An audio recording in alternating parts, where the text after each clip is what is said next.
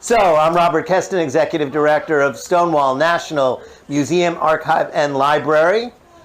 We are possibly the oldest LGBTQ organization in Broward County.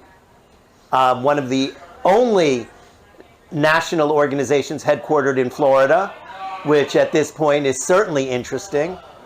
And we are now partnering with ART and GayBarchives on a new project that hopefully will capture the entire nation by storm, simply because we're talking about what are some of the most important institutions in the LGBTQ community, which are bars, places where people could go and feel safe. And even if you didn't need to feel safe, they were places that made you feel comfortable in a way that nothing else could.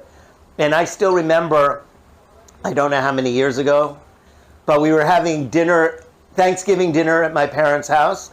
I had friends in from Europe, big 30, 40 people for Thanksgiving. And afterwards we got in the car and we drove down to Uncle Charlie's in New York's Village. And for some reason, we just felt compelled to go there. We were all safe in the house. My parents were fine. My friends were fine. But there was just something about going to a place where everybody knows your name. And because of that feeling, when Art made the suggestion of doing this together, and then our exploring what together meant, it just hit a nerve. And I knew that if it hit a nerve for me, that it was going to hit a nerve for other people as well. And so here we are today to say that next October, we will be launching this with bars and bar equivalents all over the country, making a real effort to not only unify the bars working together, but also bring people together and establish that sense of community from coast to coast that only comes from people who share that unique experience. Well, one of the reasons that I approached Robert and Stonewall in particular is, if you look across the country, not only in the gay community, but in all communities, at the archival projects, so many of them are what I call passive archivists. They sit back in their ivory tower and wait for somebody to gift them something or to die and bequeath it to them. And when I started doing the GayBarchives project and actually researching the history of gay bars across the country and hearing the heartfelt stories of hundreds and thousands of people who remember things that happened to them in 1950 or 60 or 70 in these bars, it became obvious to me that I also needed to have a connection with somebody who had a physical space and a similar mindset. And Stonewall is unique among a lot of the archives in not only do they have a physical space that anybody can visit, but they have an amazing LGBTQ library that you can walk into and find, I don't know how many thousands, I imagine. 30,000. 30,000 books that Volumes. are either about gay people or by gay people that you probably wouldn't find anywhere else. So I thought it was the perfect way, the perfect marriage, so to speak, between GayBarchives and Stonewall. And Robert and I started tossing this around a few months ago and trying to decide how to make it happen. And as you'll see, we have a website that's on these postcards and a lot of the posters around here. You can go to raisingthebarsproject.org, and there'll be a list of the information about what the project is going to do, how we're going to do it. It's going to be very proactive. We want to reach out to every single person who owns a gay bar, operates a gay safe haven, and connect with them, invite them to contribute. We want to create programs on an educational level so that every facility, like a gay library or a gay safe haven or a gay bar, can have projects during October, which is LGBTQ History Month.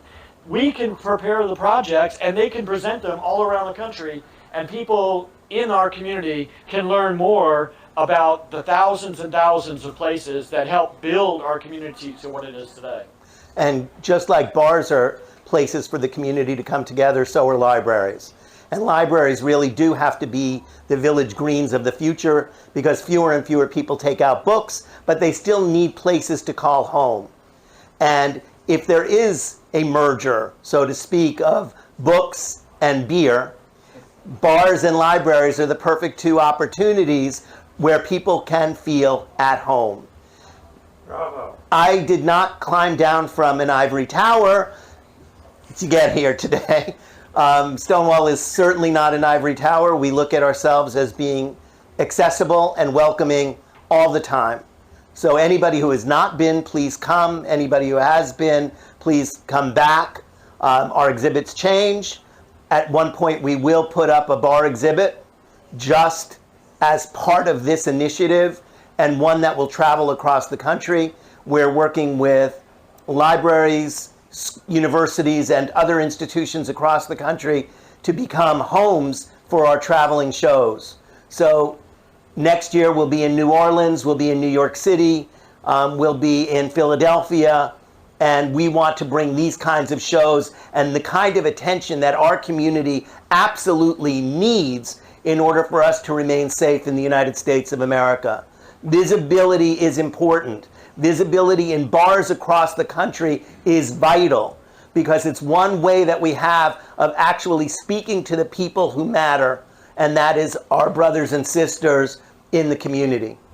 So I hope that you will join us. Anybody can participate in the various activities that we're going to be doing, whether you're part of a trivia team or you're doing research, or we'll probably have 5 or 6 different activities that will take place ultimately over the course of the year, but starting with History Month, because we want people to know just how important this history is for the places that exist today, the places that existed yesterday, and the places that have significant impact on the way we are today, like Stonewall in New York. John. What will, so a year from now when we're standing here again, what will a traveling exhibit look like? Information-wise, visually, creativity-wise, what are we going to see? There's a lot of options, but did you attend the Billy Porter event? Okay, so that part that you saw in the entrance, where you had a dozen oversized posters featuring LGBT icons and a little bit of their history on there, those kind of things can be done for bars. There's a poster over here that shows 6 of the incarnations of this very space that we're standing in right now. A lot of people don't know that kind of stuff. So we're going to create things like that, but we can also do slideshows, interview clips. There's all kinds of ways. We can mold it to what the community wants and to what the bar owners want. It's, the possibilities are endless, but the point is that we want to reach out to this community and not wait till 3 months after they die to see what they left in that cardboard box under their bed. We want to connect with them now. I did an interview, I think Robert's listened to it. I did an interview about a year or so ago with a guy that I knew from Atlanta who owned a couple of gay bars in Atlanta that were very well known, Illusions and Crazy Rays. And then he later opened a bar in Montgomery, Alabama, which was called Zippers. I interviewed him about his first gay experiences. The very first bar he went to, he was not old enough to go into, but back then it didn't matter because everything was off, you weren't allowed to go to gay bars anyway. Very first gay bar he went into was in Nashville, Tennessee in 1952. That is 70 plus years ago. If we don't get those stories now, if we don't reach out to these people now and make it known, they are going to be gone forever. So when I came to Robert with this idea of being a more proactive campaign and going outside the box of normally looking for what newspapers and activists and riots happened and deal with what built our community, this is what resulted from it. John. Hi, John Hayden, out South Florida. You mentioned that poster that shows the 6 incarnations of this one particular space, and Eagle by far is not the oldest bar in Wilton, but it is a franchise that goes back all the way to the early days of the movement. So what's the significance of holding this announcement here at an Eagle? Okay, so first of all, let me state, and I'm sure there's other people in the room that will back this up. The Eagle bars are not a franchise. They are unconnected to each other unless Mr. A or Mr. B decides to open up multiple Eagles in different cities. Right. Anybody can open, you could have 10 Eagles in Wilton Manors if you wanted to. They just couldn't all be called the Eagle Wilton Manors. You'd have the Eagle Alibi and the Eagle Hunters and whatever. You could do whatever you want. So it is not a franchise. But one of the reasons is because as far as a bar of any magnitude is concerned, in size, this space is the oldest significant LGBT bar in the neighborhood. And we wanted something that was close and convenient. With parking. With parking. In the middle of the day. So that was part of it. Another part of it is that Salvo and his team have been very supportive. And of course, you always go to your friends first. So I asked Salvo first, since he gave a lot of enthusiasm when we were talking about it a couple months ago. And he said yes, and here we are. Yes. Art, and you were the specialist. This location, was this among the first in Wilton Manors being Chardy's with Tony D? Yes. This So location? yes. And actually, today we have Andy Martin here with us, Yeah. who can back this up. But yes, my understanding is it was very late '89, late 90, in 1990. Tony D came in here with his partner at the time, Charles Melky, and they merged their names and took the Char from Charles and the D from Tony D and called it Chardy's. If you look when you go outside, believe it or not, if you went out that door right behind Gary with the porthole, there's a small canopy over that door. And if you look at it in the daylight, you can still see the outline of where it said Chardy's because the vinyl discolored the rest of the canopy. So you can still see it there. But Chardy's was this size, the same size as the Eagle, which is about 8,500 square feet, plus had some of the patio space over at what used to be the courtyard at Myth. They had an outdoor area there. And was an amazing boon to the neighborhood. There was, at that time, a single LGBTQ-oriented bar, which was 1/4 of the current pub, and it was called JJ's Den. It was a tiny little lesbian bar, probably not much bigger than this room.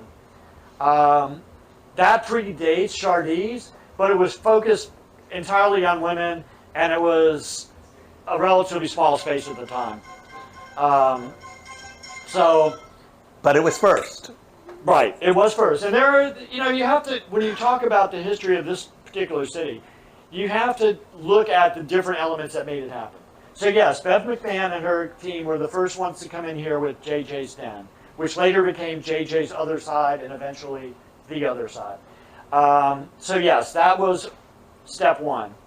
Step two is this space right here, which made a huge presence and had national talent come in here. Believe it or not, the entire Glenn Miller Orchestra, every single member of the Glenn Miller Orchestra performed together in this bar, which is an accomplishment most bars can't say. Andy sent me a DVD of a live performance of Eartha Kitt in this very bar when she was on the top of the charts. So this was a big deal at that time. Very nice, upscale, white linen tablecloth restaurant.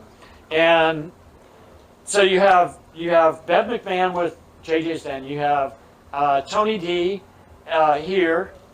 And then the third step was, as everybody knows, George Kessinger. And everybody likes to give George all the credit. You see all kinds of articles. George was the first one in Wilton Manors. He was the one who made the entertainment district possible and made it possible to have the 24 bars that are in this city now. So, but it was a combination of factors, and this did play a good part of the role. So bars in this town are like sheep in New Zealand.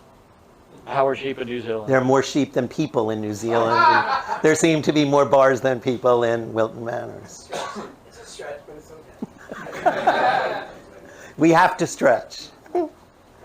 So the information on getting involved is here on this table with other paraphernalia that tells who we are and why we're here. and anybody is welcome to take what they want and ask any questions. But now we just want to get you to eat some cookies and cupcakes, because otherwise we have to take them home. And So Robert spent all day making these. So this, by the way, in this box, this is homemade fudge. The brown is milk chocolate. The tan colored ones are butterscotch, and the white ones with the Halloween sprinkles are white chocolate peppermint. So, yes, sir. I just want to say I'm working on a book right now, Last Call South Florida, about the gay bars from Palm Beach to Key West. Stonewall has been an invaluable resource for me. It has been wonderful. They've been wonderful people to work with. I can't praise them highly enough. It's wonderful. I've gotten so much information there. thank you, Ben. Yeah, thank you, Ben. Whoever it was right here. Oh, there. Going through their archives and pulling out, and they have every old publication you could imagine there, and it's been truly wonderful to research that book there. And they're about to have more, because in the car I have a whole box full of 1980-ish Davids that Mark Hunter gave to me to get over there. So If you'd like to get a fun travel guide that has all those bars in here of Wilton Manors, there'll be some research. All right. Yes, Tom. Just a quick question. A lot of us in this room come from other cities and are growing up and being out took place in those cities. And we still have contacts with the bar scene, although it's a totally different scene now, but the old bar scene, let's say. We still know the bartenders. We still know the owners. What's the best way for us to get connected with them, to how to bring them? Send it to me if you have it, or take one of these and pass the information along through email, through phones, when you go to see your park. Any of those things. Okay. yeah, there's a million ways. I have a Facebook group, by the way, if anybody doesn't know this. I have a Facebook group called GayBarchives. GayBarchives, the group, has, as of today, I think 6,597 active members. People who post comments about, oh no, you're wrong, that wasn't owned by Bill, that was owned by Bob, and oh, I used to go there in 1972, and here's a picture of me with my first boyfriend, or whatever. Constantly, but there's over 6,000, almost 7,000 people contributing to that history there too. And you can even, as with any Facebook group, if you don't know this, but if you go to the group and click on the little magnifying glass and type in Providence, or Provincetown, or Fire Island, and search, it will pull up all the posts that were made with that topic. So that's one of the reasons I wanted to have it as a group, so it would be searchable, not only for you, but for me. If I'm trying to remember who mentioned XYZ bar, if I type in the name, it's going to pull up the comments. So, invite them to go there, and they can share stories there too. But that's one of the reasons I wanted to be connected in Fort Lauderdale too, in Wilton Manors, is because I have interviewed over 120 people, maybe 119 because I interviewed Rick twice. But anyway, about their gay bar memories. And I would say a couple dozen of those people live in Fort Lauderdale, but almost none of them spoke about Fort Lauderdale bars. I used to own a bar in Pittsburgh. I used to own a bar in Philadelphia. I used to own a bar in Miami. I used to own a bar in Atlanta.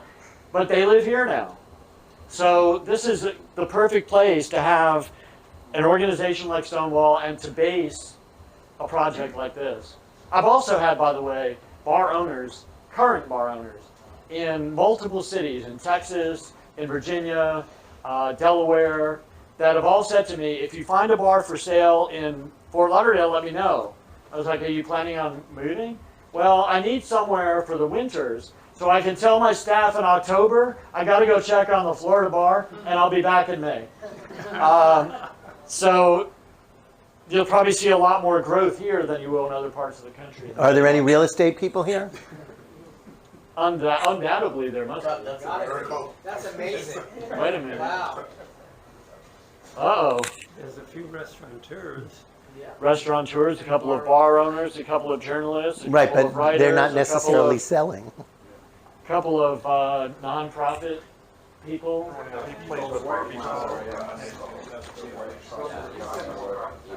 So the winner of the first Stoli Spirit of Stonewall bottle was just drawn by Andy Martin. I take no responsibility for the results. And that person is going to choose the next one. The winner is Rick Carlin. Rick, you don't drink, do you? No, not at all. He entertains though. Yeah. So Patrick tells me that is one of two remaining bottles. Well, now there's with only that one label. remaining bottle. There's only one, and hopefully I'll get it home without breaking it. Oh, boy. So now you get to pick the next one. All right, let's see. I'm not that tall. Pick me, pick me. There's something fuzzy in there. Yeah, we. Oh no, we can't have this.